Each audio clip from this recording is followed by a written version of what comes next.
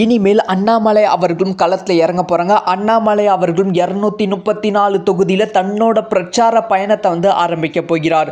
அதாவது எடப்பாடி பழனிசாமி அவர்களோட பிரச்சாரம் தமிழகமே திரும்பி பார்க்கும் அளவுக்கு மிகப்பெரிய கூட்டம் கூடிக்கொண்டு இருக்கிறது.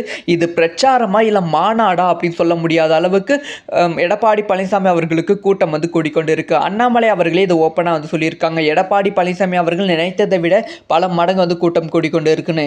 என்னதான் எடப்பாடி பழனிசாமி கூட்டம் கூடினாலும் பிஜேபி அதிமுக கூட்டணி இருப்பதால் கண்டிப்பாக பிஜேபி அதிமுக கூட்டணி வெற்றி பெறுமா அப்படிங்கிற கேள்விக்குறி எழுகிறது. சும்மா பேருக்கு மட்டும்தான் பிஜேபி அதிமுக கூட்டணி இருக்கிறது.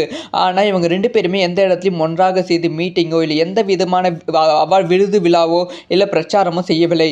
இப்போ என்ன முடிவு பண்ணியிருக்காங்க அப்படின்னு பார்த்தீங்கன்னா, ஸோ வருகிற அடுத்த வாரத்திலிருந்து பிஜேபியும் அதிமுகவும் இணைந்து பிரச்சார பயணத்தில் இணைய போகிறார்கள் அப்படிங்கிற செய்தி கிடைச்சிருக்கு. இந்த பிரச்சாரத்தில் அண்ணாமலை அவர்களும் கலந்து கொள்ள போகிறார்களாம். 234 தொகுதியிலும் எடப்பாடி பழனிசாமி அவர்களோட இணைந்து அண்ணாமலை அவர்களும் பிரச்சாரம் செய்ய போறாங்க அப்படிங்கிற செய்தி கிடைச்சிருக்கு. இது அண்ணாமலை அவர்களோட ஃபாலோவர்ஸுக்கு செம ஹாப்பியா நியூஸா பார்க்கப்படுகிறது.